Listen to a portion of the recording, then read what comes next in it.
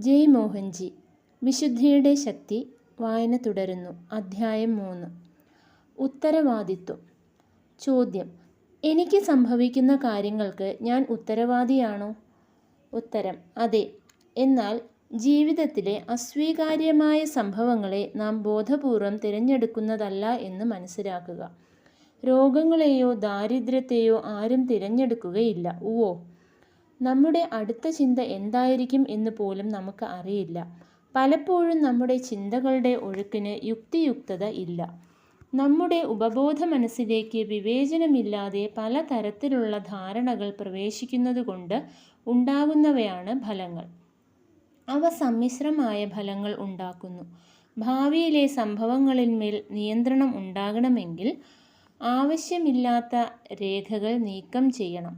എന്നുവെച്ചാൽ നാം വികാരപരമായ തലത്തിനു ഉപരി മനോവ്യാപാരമില്ലാത്ത സ്ഥിതിയിലേക്ക് എത്തണം. അപ്പോൾ നിങ്ങൾക്ക് ഉത്തരവാദിത്വമുണ്ടോ എന്ന് നിങ്ങൾ ചോദിക്കുന്നു. ഉണ്ട്, നിങ്ങൾ ഉത്തരവാദിയാണ്. നിങ്ങൾ എങ്ങനെയാണ് ഉത്തരവാദിയാകുന്നത് എന്നും അറിഞ്ഞിരിക്കുക. നിങ്ങൾക്ക് ആവശ്യമില്ലാത്തതിന് മാറ്റം വരുത്തുവാൻ നിങ്ങൾക്ക് കഴിയുമോ? തീർച്ചയായും കഴിയും. നിങ്ങൾ ഉയർന്ന തലത്തിലേക്ക് പോകുമ്പോൾ മാത്രമേ നിങ്ങൾക്ക് താഴെയുള്ളതിനെ ഇനം തിരിക്കുവാൻ കഴിയുകയുള്ളൂ. ആഗ്രഹങ്ങളെ അമർത്തിവെച്ചുകൊണ്ട് കർമ്മം ശുദ്ധീകരിക്കപ്പെടുകയില്ല. ആത്മവികാസം സംഭവിക്കുകയില്ല. വിഷമത അനുഭവിക്കുന്ന ആത്മാവ്. ചോദ്യം: മോഹൻജി, എനിക്ക് ഇരുട്ട് മാത്രമേ കാണുവാൻ കഴിയുന്നുള്ളൂ. വെളിച്ചം എവിടെയാണ്? ഉത്തരം: വെളിച്ചം കാണും എന്ന് തീരുമാനിക്കുക. നിങ്ങൾ വെളിച്ചം കാണും. ഇരുട്ട് എന്നാൽ വെളിച്ചമില്ലാത്ത അവസ്ഥയാണ്. നിങ്ങൾ നിർണയിക്കുന്നതിനെ ആശ്രയിച്ചിരിക്കും നിങ്ങളുടെ അനുഭവം. സ്നേഹം പ്രകടമാക്കിക്കൊണ്ട് സ്നേഹത്തെ സ്വീകരിക്കുക. സ്നേഹം നൽകാതെ പിടിതരാത്ത സ്നേഹത്തെ കാത്തിരിക്കരുത്. വിതയ്ക്കാതെ കൊയ്യുവാൻ കഴിയുകയില്ല. മറ്റുള്ളവർ വിതച്ചത് കൊയ്യുവാൻ ശ്രമിക്കുകയാണെങ്കിൽ അതൊരിക്കലും നിങ്ങളുടേതാകുകയില്ല. എല്ലാ സാഹചര്യങ്ങളിലും സ്നേഹത്തെ പ്രകടിപ്പിച്ചുകൊണ്ട് നിങ്ങൾക്ക് സ്നേഹത്തെ സ്വീകരിക്കാം. ചുറ്റുമുള്ള എല്ലാത്തിനെയും പ്രേമിച്ചുകൊണ്ട് നിങ്ങൾക്ക് പ്രേമത്തെ സ്വീകരിക്കാം. പ്രേമം എന്നത് പുരുഷനും സ്ത്രീയും തമ്മിലുള്ള ബന്ധം മാത്രമല്ല. സൗന്ദര്യത്തെ ആരാധിക്കുവാൻ നിശ്ചയിച്ചുകൊണ്ട് നിങ്ങൾക്ക് സൗന്ദര്യത്തെയും പ്രകാശിപ്പിക്കാം.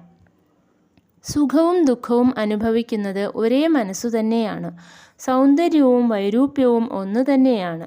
നിങ്ങൾ സൗന്ദര്യത്തെ കാണുവാൻ നിശ്ചയിക്കുകയാണെങ്കിൽ തികഞ്ഞ വൈരൂപ്യത്തിലും നിങ്ങൾക്ക് സൗന്ദര്യത്തെ കാണുവാൻ കഴിയും. നിങ്ങൾ സ്നേഹത്തെ കാണുവാൻ തീരുമാനിക്കുകയാണെങ്കിൽ വിദ്വേഷത്തിൻ്റെ പാരമ്യത്തിലും നിങ്ങൾക്ക് സ്നേഹത്തെ കാണുവാൻ കഴിയും. വെളിച്ചം കാണുവാൻ നിശ്ചയിച്ചാൽ ഇരുട്ടിലും വെളിച്ചത്തെ കാണുവാൻ കഴിയും. ഇവയെല്ലാം ആപേക്ഷികമായ കാര്യങ്ങളാണ്. ഒന്നും പരിപൂർണമല്ല.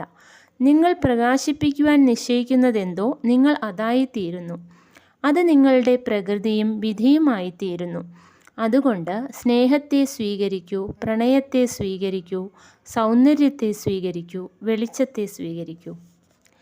സ്വീകാര്യക്ഷമത. ചോദ്യം: ജനുവരി 23 ധ്യാന സമ്മേളനത്തിൽ അങ്ങ് സന്ദർശിച്ചതിനും ഞങ്ങളെ അനുഗ്രഹിച്ചതിനും നന്ദി പറയുവാൻ ഞാൻ ആഗ്രഹിക്കുന്നു.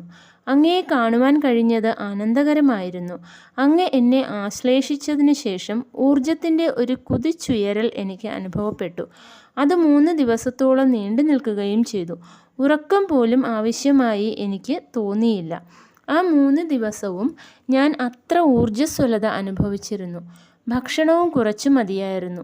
ഞാൻ ഒരിക്കലും ആരിൽ നിന്നും ഇത്തരത്തിലുള്ള ഒരു ശുദ്ധീകരണം അനുഭവിച്ചിട്ടില്ല. അങ്ങ് നിരന്തരം ആളുകളിലുള്ള തടസ്സങ്ങൾ നീക്കുകയും സോഫ്റ്റ്വെയർ മാറ്റുകയും ചെയ്യാറുണ്ട് എന്ന് ദേവി എന്നോട് പറഞ്ഞിട്ടുണ്ട്. എനിക്ക് ഒരു നടുവേദന ഉണ്ടായിരുന്നു. അത് നിശേഷം മാറി. പിന്നീട് ഒരിക്കലും അത് എന്നെ ശല്യം ചെയ്തിട്ടില്ല. ഈ വലിയ അനുഗ്രഹത്തിന് അങ്ങയോട് എനിക്ക് വളരെ കൃതജ്ഞതയുണ്ട്. വലിയ താമസമില്ലാതെ അങ്ങ് പൂർണ്ണമായും അപ്രാപ്യനായി തീരുമെന്ന ഭയം എന്നിൽ വളർന്നു വരുന്നു. വളരെയധികം ജനങ്ങൾ അങ്ങയുടെ ഔന്നത്യം തിരിച്ചറിയുമെന്ന് എനിക്ക് ഉറപ്പുണ്ട്. അങ്ങേക്ക് കൂടുതൽ കൂടുതൽ ജോലി തിരക്ക് ഉണ്ടാകും. എങ്ങനെയാണ് പിന്നെയും ഞങ്ങൾക്ക് അങ്ങുമായി സമ്പർക്കം നിലനിർത്താൻ കഴിയുക? ഉത്തരം: ദയാപൂർവം അയച്ച ഈ കത്തിന് നന്ദി. ഊർജം പകർന്നു എന്നത് യാഥാർത്ഥ്യമാണ്. നിങ്ങളെല്ലാം അത് ഇതിനു മുമ്പും അനുഭവിച്ചിട്ടുണ്ട്. ഞാൻ നേരിട്ട് ചെയ്താലും മറ്റൊരാൾ കൂടി ചെയ്താലും അത് ഒന്നു തന്നെയാണ്. എൻ്റെ വികസിത ഭാവത്തിൽ ഞാൻ നിങ്ങളെ ആലിംഗനം ചെയ്തപ്പോൾ നിങ്ങളുടെ നിഷേധാത്മകങ്ങളായ ആവരണങ്ങളാകുന്ന പുറന്തോടുകൾ തകരുകയും നിങ്ങൾ ശക്തമായ ഊർജം അനുഭവിക്കുകയും ചെയ്തു. നിങ്ങൾ അനുഭവിച്ച ഊർജം എപ്പോഴും അവിടെ തന്നെ ഉണ്ടായിരുന്നു. നിങ്ങളെ യാഥാർത്ഥ്യങ്ങളിൽ നിന്ന് മാറ്റി നിർത്തിയിരുന്ന ആവരണങ്ങൾ മാറ്റിയപ്പോൾ നിങ്ങൾ ശാരീരികമായ ഉയർന്ന ഊർജം അനുഭവിക്കാൻ തുടങ്ങി. ആ ഊർജം അനുഭവിക്കുവാനുള്ള അന്തർലീന ശക്തി എപ്പോഴും നിങ്ങളിൽ ഉണ്ടായിരുന്നു.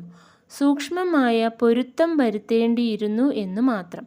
ഞാൻ ആരെയും ആശ്ലേഷിക്കാൻ വേണ്ടി മാത്രം ആശ്ലേഷിക്കാറില്ല. നിങ്ങളുടെ തേജോവലയത്തെയും ചക്രങ്ങളെയും ശുദ്ധീകരിക്കുവാൻ വേണ്ടി ഞാൻ നിങ്ങളെ ആശ്ലേഷിച്ചു. അതിൻ്റെ ഫലം നിങ്ങളിൽ ഉണ്ടാവുകയും ചെയ്തു.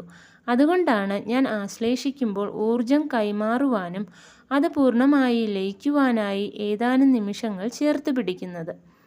നിങ്ങൾ ഉയർന്ന ഊർജതലത്തിൽ എത്തുമ്പോൾ ഭക്ഷണമോ ഉറക്കമോ പ്രധാനമല്ല. അതുകൊണ്ട് ആശ്ലേഷം ഒരു സ്നേഹപ്രകടനമായിരുന്നില്ല. അത് ചക്രങ്ങളുടെയും തേജോവലയത്തിൻ്റെയും പൂർണ്ണമായ ഒരു ശുചീകരണമായിരുന്നു. നിങ്ങളുടെ സുഖക്കേട് അപ്രത്യക്ഷമാവുകയും ചെയ്തു.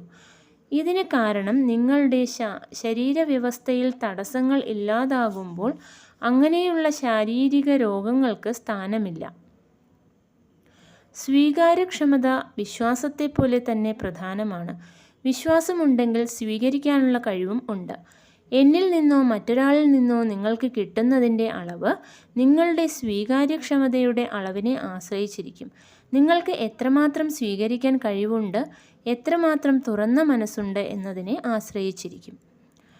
ഭാവിയെ സംബന്ധിച്ചിടത്തോളം നാം എന്തായിത്തീരും എന്നത് ഭാവിയിലാണ്, ശരിയല്ലേ? നമുക്ക് വർത്തമാനത്തിൽ നിൽക്കാം. ഇപ്പോൾ നിങ്ങൾക്ക് എന്നെയും എനിക്ക് നിങ്ങളെയും സമീപിക്കുവാൻ ബുദ്ധിമുട്ടില്ല. നമ്മുടെ ഇപ്പോഴത്തെ യാഥാർത്ഥ്യം അതാണ്. ഭാവിയിൽ ഞാൻ എൻ്റെ ഭൗതിക ശരീരത്തോടെ ഉണ്ടായിരിക്കുമോ എന്ന് ആർക്കറിയാം? ഭാവിയിൽ നിങ്ങൾക്ക് എന്നെ തീരെ ആവശ്യമില്ലെന്നും വരാം. ഒരുപക്ഷെ നിങ്ങൾ സ്വയം പര്യാപ്തത നേടിക്കഴിഞ്ഞിരിക്കാം. അതാണ് ഞാൻ കാണുവാൻ ആഗ്രഹിക്കുന്നതും. ജനങ്ങൾ അഭിവൃദ്ധിപ്പെടുകയും ആശ്രിതത്വം ഉപേക്ഷിക്കുകയും ചെയ്യുന്നത് കാണുവാൻ ഞാൻ ആഗ്രഹിക്കുന്നു. ആരെയും എന്നിലേക്ക് ബന്ധിക്കുകയല്ല, എല്ലാവരെയും മോചിപ്പിക്കുകയാണ് എൻ്റെ ജോലി. ഞാൻ മുമ്പ് പറഞ്ഞതുപോലെ വേദനാകരമായ അനുഭവങ്ങളുടെ ഓർമ്മകളെപ്പോലെയല്ല നല്ല അനുഭവങ്ങളുടെ ഓർമ്മകൾ അധികകാലം മനസ്സിൽ തങ്ങി നിൽക്കുന്നില്ല. ആരെങ്കിലും നിങ്ങളെ ചതിക്കുകയോ നിന്ദിക്കുകയോ ചെയ്യുകയാണെങ്കിൽ ആരെങ്കിലും നിങ്ങളെ സഹായിച്ചതിൻ്റെ ഓർമ്മയേക്കാൾ അത് കൂടുതൽ കാലം മനസ്സിൽ നിലനിൽക്കും. ഒരാൾ നിങ്ങളെ 100 തവണ സഹായിച്ചിട്ടുണ്ടാകാം. ഒരു തവണ അയാൾ നിങ്ങളെ ശകാരിച്ചാൽ ആ അഹിതമായ അനുഭവം അയാൾ മുമ്പ് പ്രകടിപ്പിച്ചിട്ടുള്ള എല്ലാ നന്മകളുടെയും ഓർമ്മകളെ കീഴ്പ്പെടുത്തും. ഇത് മനുഷ്യ സ്വഭാവമാണ്. അതുകൊണ്ട് നിങ്ങളുടെ സ്നേഹവും ദയയും ഞാൻ വിലമതിക്കുന്നുണ്ടെങ്കിലും ഞാൻ ഒന്നും പ്രതീക്ഷിക്കുന്നില്ല. മനുഷ്യപ്രകൃതിയെക്കുറിച്ച് എനിക്ക് നല്ല ബോധമുണ്ട്. ഞാൻ പ്രതീക്ഷകളിൽ നിന്ന് വളരെ മാറി നിൽക്കുന്നു. വളരെ ജനങ്ങൾ എന്നെ കാണുവാൻ വന്നാലും ആരും വന്നില്ലെങ്കിലും ഖേദവും പ്രതീക്ഷകളും കൂടാതെ ഞാൻ അചഞ്ചലനായി നിൽക്കും. പൂർണ്ണമായ അർത്ഥത്തിൽ നിങ്ങളും ഞാനും ഒന്നാണെന്നറിയുക. ആ ഏകത്വത്തെക്കുറിച്ച് നിങ്ങൾക്ക് ശരിയായ തിരിച്ചറിവുണ്ടാകണം എന്ന് ഞാൻ ആഗ്രഹിക്കുന്നു. തൻ്റെ അറിവിൻ്റെ പരിധിക്കകത്ത് നിന്നുകൊണ്ട് മറ്റുള്ളവരെ വിലയിരുത്തുക എന്നത് മനുഷ്യ സ്വഭാവമാണ്.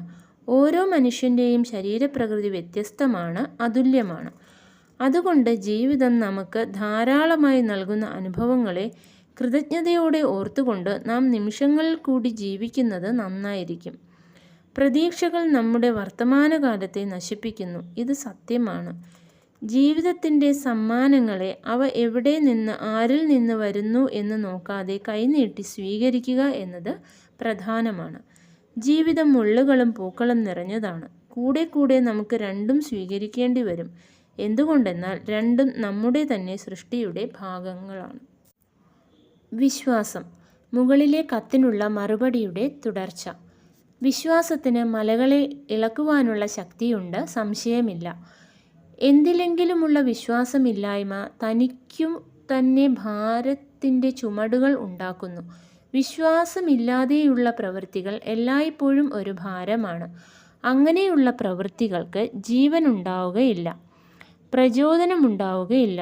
അതുകൊണ്ട് പതുക്കെ ആയാലും നിങ്ങളിൽ തന്നെ ഉറച്ച വിശ്വാസം വളർത്തുക.